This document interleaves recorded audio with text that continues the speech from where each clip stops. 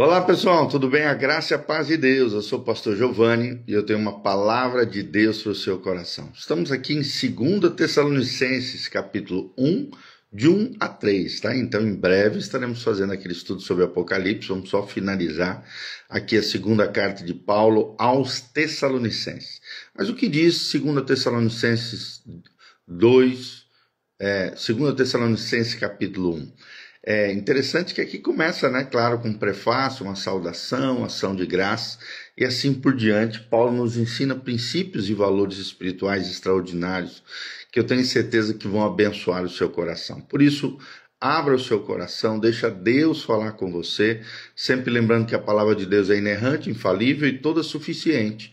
Então deixa Deus falar com você através da Bíblia Sagrada, o alimento do crente.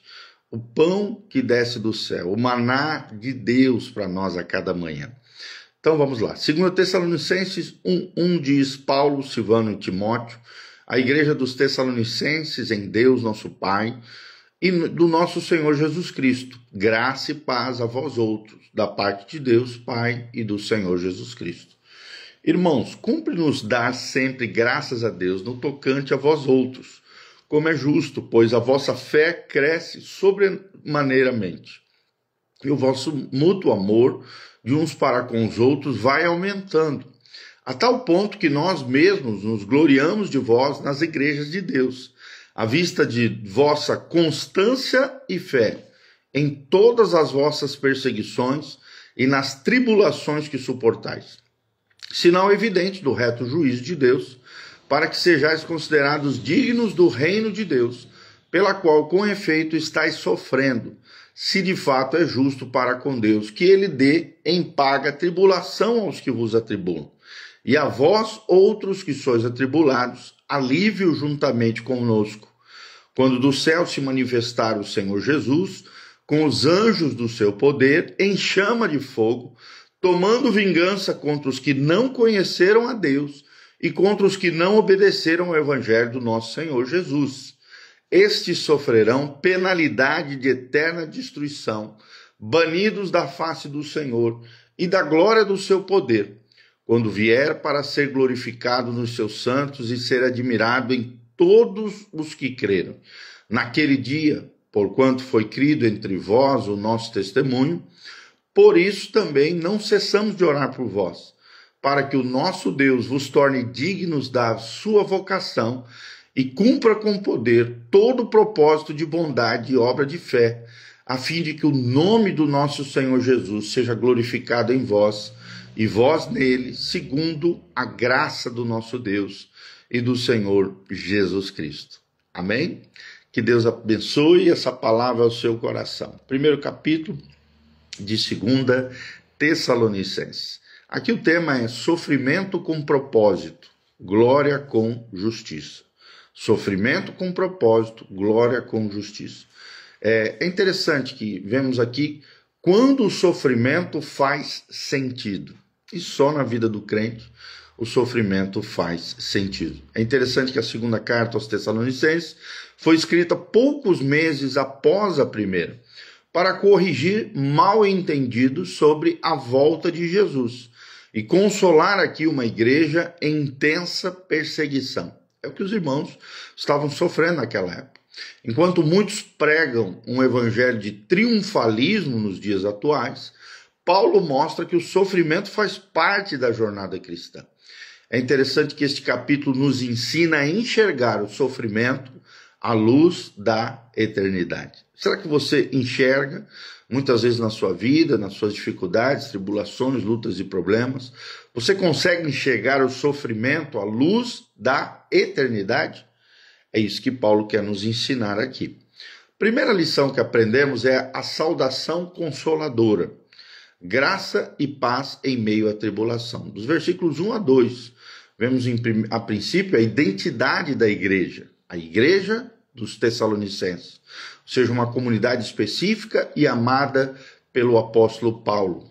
Em Deus, nosso Pai, e no nosso Senhor Jesus Cristo, diz o texto, ou seja, a base da sua existência é relacional e divina. A igreja, a comunidade existe para se relacionar uns com os outros, mas também se relacionar com o divino, que é Deus. Logo em seguida vemos a bênção apostólica, né? Graça e paz a vocês.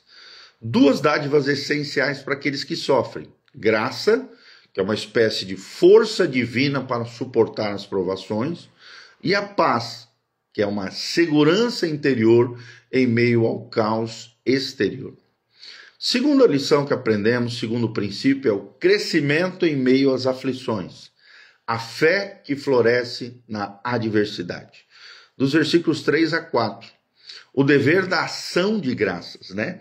Devemos sempre dar graças a Deus por vocês, diz Paulo. Ou seja, a gratidão é constante, dirigida sempre a Deus. Irmãos, como é justo, diz Paulo.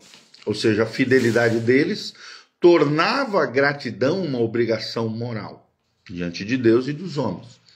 Logo em seguida, o versículo 3 fala do crescimento espiritual notável, quando o texto diz, a fé de vocês cresce muitíssimo. Ou seja, em vez de definhar, a fé florescia no meio da adversidade.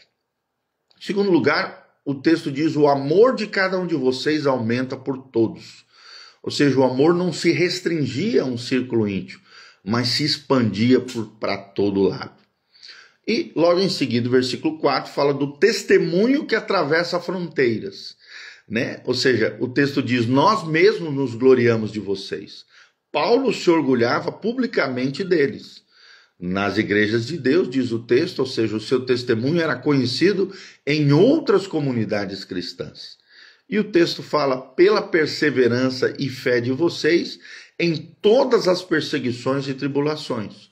Ou seja, as virtudes cristãs eram visíveis justamente no sofrimento. Terceira lição, de 5 a 10. A justiça escatológica. O Deus que vê e recompensa. Versículo 5 fala sobre o sofrimento como prova do juízo justo de Deus. Sinal do juízo justo de Deus, né? O sofrimento dos crentes demonstra a justiça de Deus. E logo em seguida o texto fala, para que vocês sejam considerados dignos do reino de Deus. Ou seja, o sofrimento não é castigo, mas um processo de preparação para o reino. Depois vemos o versículo 6 a 7, onde se ensina o princípio da retribuição divina. Quando o texto diz, é justo da parte de Deus retribuir. Deus não é neutro, ele age sempre com justiça. O texto diz, aos que vocês sofrem tribulação. Ou seja, Deus vê e registra todo o sofrimento. E no final o texto diz, e dar alívio a vocês que sofrem. Ou seja, o alívio divino é tão certo quanto o sofrimento atual. Depois vemos do versículo 7b ao versículo 9, a revelação de Cristo. Quando o texto diz, quando do céu se manifestar o Senhor Jesus. A base do juízo é cristocêntrica, é Jesus. E, logo em seguida, os agentes do juízo nós vemos, quando o texto diz, com os anjos do seu poder. Os anjos são os executores do juízo divino. E no versículo 8 fala o alvo do juízo, quando o texto diz aos que não conhecem a Deus e aos que não obedecem ao Evangelho. Então, é duas características de réus aqui. Primeiro, a rejeição consciente de Deus. Segundo, a recusa de obedecer ao Evangelho de Jesus. E a sentença está no versículo 9. O texto diz pena de eterna destruição. Então não é aniquilação, mas uma ruína eterna, uma condenação eterna. A natureza da pena, o texto diz, eles serão afastados da face do Senhor, que é a essência do inferno, uma separação de Deus por toda a eternidade. E a glória excluída, né? E da glória do seu poder, ou seja, haverá uma perda dessas pessoas, desses seres caídos, pecaminosos, condenados, uma perda total da bem-aventurança divina. E logo em seguida, no versículo 10, fala da glorificação dos santos. Quando o texto diz, quando ele vier para ser glorificado nos seus santos. Ou seja, a igreja será a exibição máxima da glória de Cristo. E o texto continua dizendo, e admirado em todos os que creram. Ou seja, a fé dos crentes será um motivo de admiração universal. O texto continua dizendo, porque o nosso testemunho foi crido entre vocês.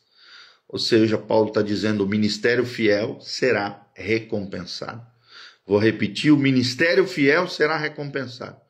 E a quarta lição, o quarto princípio, do versículo 11 ao 12, é a oração intercessória para uma vida digna do chamado de Deus. A base da oração, está aqui no versículo 11, parte A. Por isso oramos sempre por vocês. E aprendemos como lição que a intercessão, ela deve ser constante, mas também precisa ser focada, clara e específica. Depois, no 11b, vemos o conteúdo da oração. Quando o texto diz, para que o nosso Deus os faça dignos da vocação. Aqui aprendemos que a dignidade não é própria, mas concedida pelo próprio Deus. É uma graça recebida. E depois, quando o texto diz, e cumpra com poder todo o propósito de bondade, está falando sobre o poder divino atuando em nós. E no final, quando ele diz, e a obra de fé, fala da fé que se manifesta em obras, em comportamento, em atitudes, em ações. E no 12, para fechar, ele fala do objetivo da oração, para que o nome do nosso Senhor Jesus seja glorificado em vocês. Ou seja, o propósito supremo de uma oração é a glória de Deus, a glória de Cristo, nosso Senhor e Salvador. No final ele fala, e vocês nele, ou seja, uma glorificação mútua. É Cristo em nós e nós nele. E no final ele termina a última frase, segundo a graça do nosso Deus e do Senhor Jesus Cristo. Ou seja, tudo é fundamentado na graça e não no mérito humano. Tudo é para a glória de Deus. Então, aplicando de forma prática, concluindo tudo que nós abordamos hoje, primeiro capítulo, 2 Tessalonicenses, primeiro ensinamento e aplicação prática. Entenda o propósito do sofrimento. Entenda o propósito do sofrimento. Seus sofrimentos não são em vão, são a escola de Deus para torná-lo digno do reino de Deus. Segundo lugar, confie na justiça de Deus. Deus vê cada injustiça que você sofre e trará alívio e recompensa no tempo certo. Terceiro lugar, proclame o evangelho com urgência. Ou seja, a realidade do juízo eterno deve nos motivar a evangelizar aqueles que perecem, aqueles que estão sem Cristo. Em quarto lugar, viva para a glória de Cristo. Ou seja, o seu maior alvo deve ser glorificar o nome de Jesus em tudo. E em quinto lugar, descanse na graça de Deus. Que a sua dignidade e capacidade de perseverar venha do próprio Senhor e não de você mesmo. Então, o desafio final é isso, que as suas aflições atuais não o façam duvidar do amor de Deus, mas confirmem a sua fé no Deus justo que no dia determinado trará alívio eterno aos que sofrem por ele e justiça imparcial aos que o rejeitam. Então, viva hoje à luz daquele dia glorioso, em o nome de Jesus. Amém. E amém. Então nós queremos terminar orando pela sua vida, que o Senhor te abençoe desde Sião, que o Senhor faça resplandecer o seu rosto sobre ti, que o Senhor te enche de paz, a paz que excede todo entendimento, guardará os vossos corações em Cristo Jesus. Que o Senhor levante o caído, cura o enfermo, sara o ferido, restaure o seu povo, manifeste a sua glória sobre a tua vida, a tua casa, a tua família, a presença abençoadora do Senhor esteja sobre você. Que os anjos do Senhor estejam ministrando na tua vida, trazendo milagres, sinais, maravilhas do Senhor sobre você. Que o Senhor te abençoe, te prospere, que as janelas do céu se abram, que haja chuva de bênçãos, que o Senhor avive a sua obra e manifeste a sua glória e a sua graça sobre os filhos do Senhor Jesus. É o que nós te pedimos, Senhor, de todo o coração, em nome de Jesus. Amém. E amém. Não esqueça de dar um joinha, apertar no sininho, seguir o nosso canal PR Giovanni. Se você ainda não é nosso assinante, no YouTube, PR Giovanni, não esqueça de se tornar nosso assinante, seja um assinante do nosso YouTube aqui, do nosso canal do YouTube, e apoie esse ministério. Aqui no link da descrição tem todas as informações para a contribuição. Desde já nós agradecemos o carinho, o afeto, a generosidade dos irmãos.